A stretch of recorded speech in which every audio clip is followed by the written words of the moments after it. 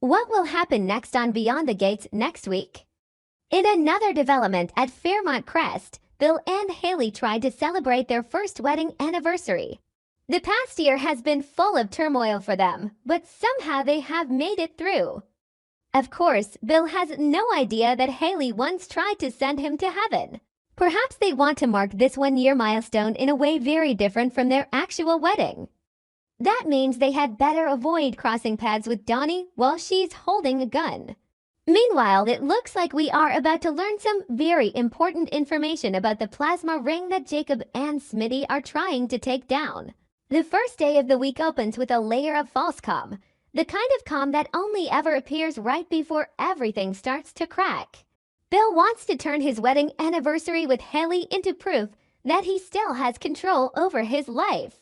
That the fractures of the past months were only temporary tremors that can still settle if he is patient enough, hard enough, and cold enough to force everything back into the orbit he wants. But what Bill calls stability is really just a thin coat of paint over a structure that has already rotted from within. He enters the anniversary determined to reclaim his sense of power. Wanting to keep Haley by his side is a symbol of his own victory while also silencing all the whispers around him that their marriage was never built on love strong enough to survive real storms. The harder Bill tries to look composed, the more his hidden insecurity shows. All it takes is one untimely appearance, one suggestive glance, one mention of old matters he thought had been buried, and his calm begins to shake. Those who intrude on the anniversary do not need to cause a loud public scene. Sometimes their mere presence is enough to drag a heavy atmosphere into the room. As though someone is deliberately reminding Bill that the past does not disappear just because he wants it to stay quiet. Haley sees this more clearly than anyone. She recognizes the tension in every one of Bill's reactions. She sees that he is not truly celebrating at all, but performing a version of a happy marriage for his own eyes. And that performance unsettles her more than anything else. Haley has lived too long in a state of being both protected and scrutinized. She wants to believe she can keep her place through softness and outward grace, but the deeper she moves into Bill's family, the more she feels that every warm dinner can become an interrogation.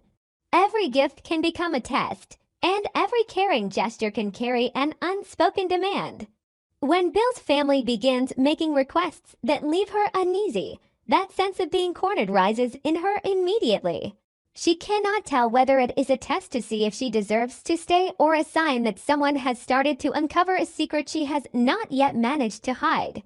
That uncertainty is even more frightening than a direct accusation because it turns every glance around her into suspicion, every silence into a threat, and every choice into a trap. If she agrees, she may accidentally bind herself to a promise she cannot take back. If she refuses, she turns herself into someone everyone watches even more closely. Meanwhile, Bill only sees the threat of losing control, not Haley's fear. What he fears is not simply losing his wife, but losing the image of himself as the man who can still force everything to move according to his will. That is why, when he has to turn to someone for help in the middle of the week, it is not merely an attempt to save his marriage. It is the reaction of a man terrified that the truth may come out faster than he can bury it. That same day, in another corner of Fairmont Crest, Ted faces a kind of pressure that is more personal, but no less dangerous. Shanice's aunt does not come to make polite conversation or defend a loved one in an ordinary way. She enters the confrontation with the sharpness of someone who has sensed for a long time that something is wrong and is now simply waiting for Ted to expose himself while trying to defend it.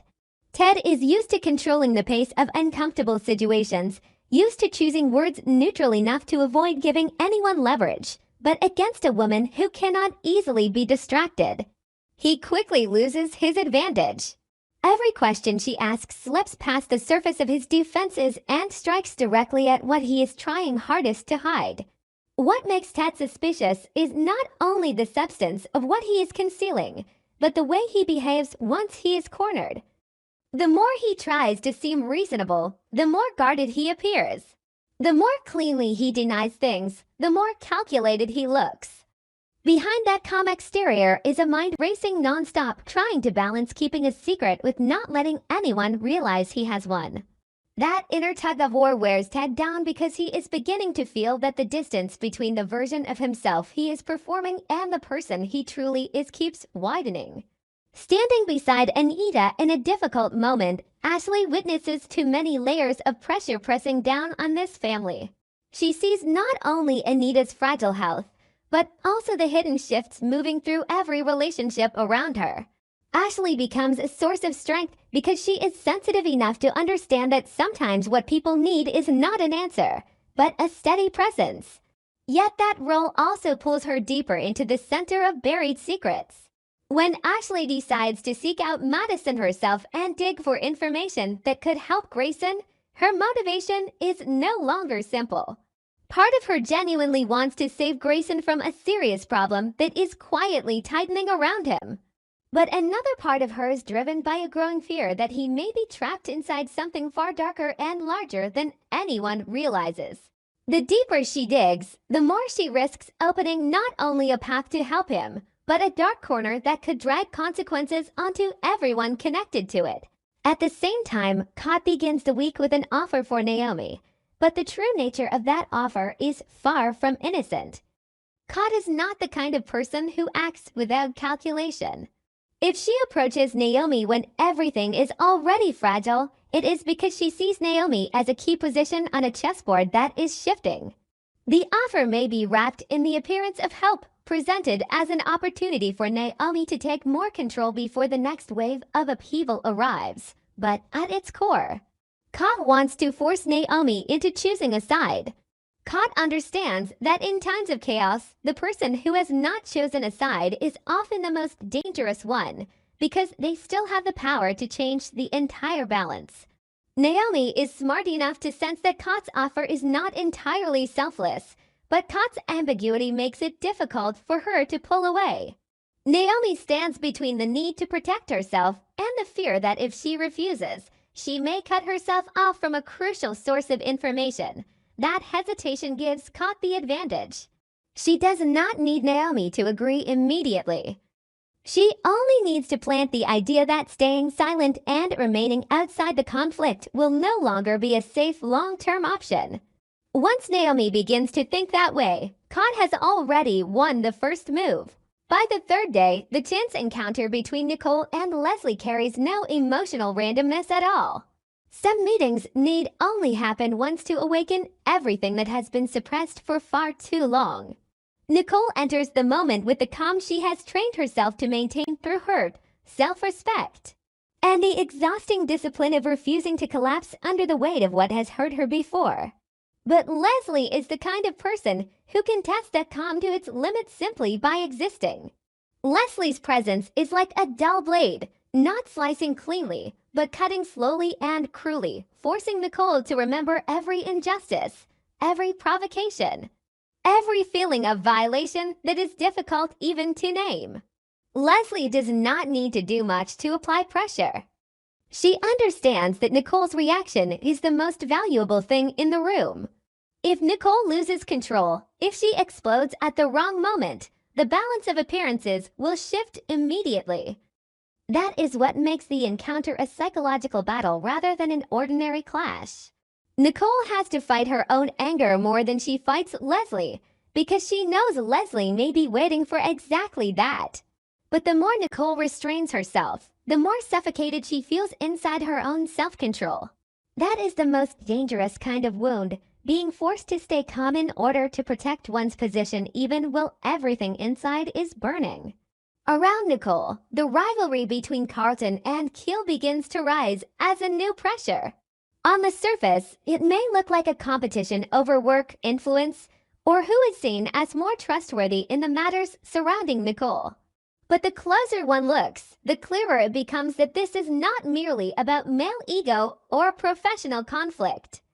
Nicole becomes the center of that rivalry in a way that is not entirely direct. Each side wants to prove that it understands the situation better, sees farther, and controls the narrative more firmly. That means Nicole is quietly pushed into the role of a prize, a point of leverage, or a strategic asset rather than being treated like a human being already carrying far too much pressure of her own. That truth exhausts her even more because it forces her to ask whether she is truly being protected or simply being used. Isaiah is thrown into a difficult position just as the lines between factions begin to blur. Someone like Isaiah is dangerous not because he actively creates chaos, but because he often stands too close to where secrets are exchanged. When everyone is on the defensive, the person who knows too much but has not declared loyalty to either side becomes an immediate threat to all of them. Isaiah understands that his silence has value, but he is beginning to realize that the price of that silence may no longer be his to set. If he keeps what he knows hidden, he may protect himself in the short term, but he will allow others to suffer the consequences. If he speaks, he becomes a traitor in the eyes of at least one side. That hesitation erodes him from within because he can no longer pretend that refusing to choose is a choice in itself. At the same time, Eva receives advice from Tomas at a moment when she needs clarity most and is most vulnerable to delusion. Eva is not always weak, but she has lived for too long under the rule of emotion. And that has made her ability to distinguish between what she wants to hear and what she needs to hear dangerously fragile. Tomas may speak with good intentions, but even the right advice can become a mistake when it lands in the mind of someone already desperate. Eva stands at a dangerous crossroads. Either she steps back and sees clearly what she is being pulled into, or she continues reacting from wounded instinct and makes everything worse. What makes the situation so tense is not only Tomas's advice, but the fact that Eva is beginning to realize she is trapped between the need to save herself and the need to prove that she has not lost. By midweek, the information Keel brings to Vanessa about Nicole immediately changes the balance of power. The fact that Keel does not go to Nicole directly, but goes through Vanessa instead, says more than enough. Either he believes Vanessa is calm enough to handle a sensitive truth that Nicole might react to emotionally, or he's trying to control the path of the information in order to shape the chain reaction in his own favor. Whatever his motive, the move proves that Keel fully understands the weight of what he is holding. Vanessa is no stranger to situations where she stands in the middle, receiving information while also being forced to decide who should know what and when. But this time, because the information touches Nicole, every decision becomes more delicate. Vanessa understands that if she delivers it the wrong way, she could accidentally push Nicole into a new crisis. That same day, Chelsea turns to Vernon almost by instinct, the reflex of someone who has endured too much pressure, but is still trying not to break. Leaning on Vernon does not mean Chelsea is weak. On the contrary, it shows she is practical enough to seek solid ground before making an even larger decision. Vernon represents stability to her, but symbols like that can sometimes pull others into a larger storm than anyone expected. If Vernon helps calm her, that is necessary. But if that support gives Chelsea the confidence to step into a confrontation she is not fully prepared for, the consequences could be far worse. At that very moment, the Dupree family receives an unexpected visitor. The arrival is not just a casual visit. In families built on history and secrets, no one who appears at the right moment is ever entirely harmless. This visitor carries the feeling of a warning made flesh, like someone from the outside who somehow knows too much about what inside the house is already cracking. Each family member looks at that visitor with a different kind of fear, because each of them suspects that the visitor may know exactly what they are trying to bury. By the fifth day, everything is pushed into a new level of chaos when Chelsea and Madison discover a strange couple together. What makes the discovery dangerous is not simply that two people are secretly involved, but the chain reaction that could follow if that connection is exposed. Chelsea is perceptive enough to understand that some shocking images are not just scandals on the surface, but key links connecting scattered pieces of a much larger plot. Madison is no longer an innocent bystander either. She realizes that seeing the truth can be more dangerous than not knowing it at all. From that moment on, both women are forced to calculate. If they speak immediately, they might save someone from being manipulated, but they could also ignite an explosion that drags innocent people into the fallout. If they stay silent, the secret will keep growing, keep breeding consequences until no one can control it anymore. That struggle turns what they have learned into a burden rather than an advantage. On that same day, Joey agrees to do something he does not want to do, and that is the clearest sign yet that even someone like Joey is being squeezed from multiple sides. Joey is not the kind of man who buys easily unless the reason is serious. If he agrees to something against his will, it means he is either protecting someone he cannot yet reveal or he fears a force whose danger he understands all too well. That unwilling compliance does not make Joey weaker. It makes him more dangerous, because a man forced to act against his own instincts will often look for a way to twist the rules in the very next move. Joey's decision feels like a debt he is being forced to accept, and he will not repay it without dragging someone else down with him. Randy darkens the picture even more by continuing to help his con artist cousin. There has always been a blurred line in Randy between being an accessory and being a true accomplice. At first, he may tell himself that he is only helping a little, only participating in limited ways, only standing at the edge of the scheme. But the deeper he gets, the more that line disappears. A plan built on lies never allows its participants to keep their hands clean. Randy begins to feel that everything is spiraling beyond control, not only because of how bold the scheme has become, but because he realizes the people around him are driven by motives he cannot fully predict. When a deception is tied to too many ambitions, no one can be sure whether they will receive the reward or become the sacrifice. At the same time, the conflict between Vanessa and Leslie erupts. Vanessa is not easily manipulated by appearances, and that is precisely why she can see the layers of falseness, calculation, and unraveling beginning to show in Leslie. Leslie is the kind of person who becomes more aggressive the more cornered she feels, because she cannot bear the feeling of being seen clearly. Their clash is not just a disagreement. It is a collision between two survival instincts, one person still trying to hold on to reason in the middle of chaos, and another willing to spread that chaos even further to protect her place. Caught among all these pressures, Derek is trapped in the truest sense of the word. He is not only standing between two people, two sides, or two versions of the truth. He is standing between the man he wants to remain and the man his circumstances are forcing him to become. Derek understands that every choice now comes with a cost. If he leans toward justice, he may lose his safety and some of the relationships that matter most. If he leans toward emotion, he may become complicit in something wrong. If he chooses only to protect himself, he will have to live with a cowardice that grows heavier by the day. That internal division makes Derek one of the people most likely to explode. Because nothing wears a person down more than knowing the right thing to do and not being sure they are strong enough to do it. As the week reaches its final day, the pressure is no longer hidden beneath the surface. It is nearing open exposure.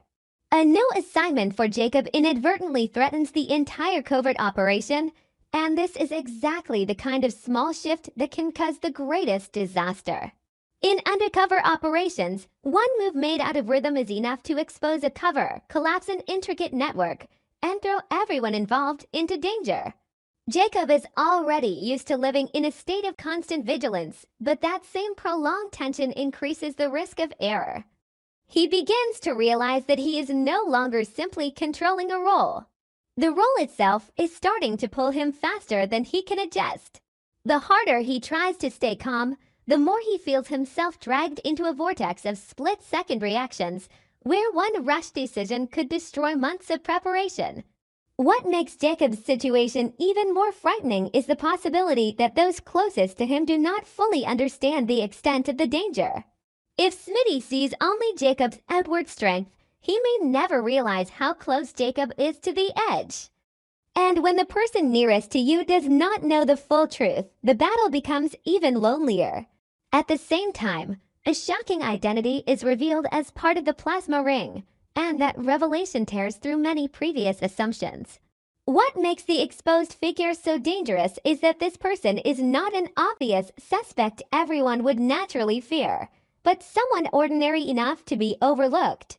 When the least suspicious person turns out to be involved in the operation, the shock comes not only from betrayal, but from the realization that every previous standard for judging safety has suddenly become useless. Everyone who believed they understood the board is forced to face the truth that they allowed a threat to remain hidden in the very place that seemed most familiar. That revelation does not merely threaten Jacob's case. It ignites a new wave of suspicion, making every alliance more fragile, every look more probing, and every step more vulnerable to betrayal. Amid all these upheavals, Anita experiences a deeply personal but equally painful moment when she feels unwell just as Vernon's surprise gift arrives. What should have been a gesture of comfort instead stirs up layers of complicated emotion inside her. It may be that illness has made her physically weaker than usual, but it may also be that the gift itself has touched a memory Anita has never truly overcome. Those who have endured too much pain understand that gifts are never just objects. Sometimes they are symbols of words never spoken, old mistakes, efforts at redemption that came too late. Vernon may bring that gift helping to comfort her, to mend something, or to send a deeper message that he still wants to preserve some bond between them. But at a time when Anita is weak in both body and spirit, any symbol can become a burden. It forces her to face what she has lost, what she has never been able to forgive, and what she knows she may no longer have the strength to keep enduring. Anita's condition makes the atmosphere in the family even more fragile because when the emotional pillar begins to waver, every crack around her becomes more visible. In the final rhythm of the week, Martin tries to reconnect with Samantha and Smitty in an effort that he knows very well may have come too late. That effort is not merely a simple attempt at reconciliation. It is the response of a man beginning to understand that he can no longer rely on time to repair old wounds on its own. Martin must face the consequences of distances that have stretched too long, of moments when he may have chosen the wrong priorities, and of the harsh truth that family bonds do not survive on name alone. Samantha does not open her heart easily because pain has taught her that forgiving too soon can feel like denying the reality of what she suffered. Smitty also does not simply side with Martin because he sees goodwill. He recognizes Martin's effort, but he also sees everything that still remains unresolved, the marks of old hurt that have never truly disappeared. Martin is therefore trapped in a particularly bitter state. He is sincere, but sincerity is no longer enough to erase history. The feeling of arriving too late leaves a person desperate to make things right while also hopelessly aware that some things, once broken, can never return to what they were. That truth makes Martin's attempt more painful, more real, and more likely to fail. Yet he has no choice but to try, because not trying would mean admitting that he has already lost them completely. By the end of it all, this week does not bring peace to anyone. It only strips away more of the false stability each person has been clinging to. Bill tries to preserve his marriage, but the harder he clings, the more his fear shows. Haley wants to survive within that family, but the harder she tries to adapt, the more she feels tested like someone who has never been fully accepted. Ted fights harder and exposes more cracks. Ashley tries to save others and is pulled deeper into the danger of hidden truths.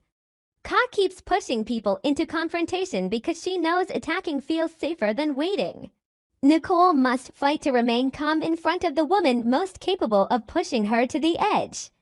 Leslie continues to survive by creating chaos because chaos is where she still feels powerful. Vanessa sees the rot clearly, but the more clearly she sees it, the harder it becomes to stay uninvolved. Joey bows only so he can prepare another move. Randy begins to taste the horror of the man who thought he controlled a lie, only to realize the lie has started consuming him instead. Derek is torn apart until every option feels like a betrayal of himself. Jacob faces the possibility that an entire operation may collapse because of one wrong shift. Anita is exhausted, caught between illness and old pain stirred back to life. Martin learns that rebuilding what has broken takes more than love. It takes the courage to risk rejection. The most frightening part of this week does not lie in any single event, but in the feeling that all the seemingly separate threads are tightening together in silence. Every secret revealed leads to another layer of concealment. Every attempt at healing opens an older wound. Every decision made to protect oneself pushes someone else closer to the edge. No one can pretend to be a mere observer anymore, because everyone has already been pulled into a struggle where emotion, power, loyalty, and survival collide without mercy. And when the people who believed they were in control begin to act from fear rather than strategy, that is when the situation becomes most dangerous of all. Because the greatest collapses always begin at the moment a person still believes they control everything while the ground beneath them has already been cracking for a very long time.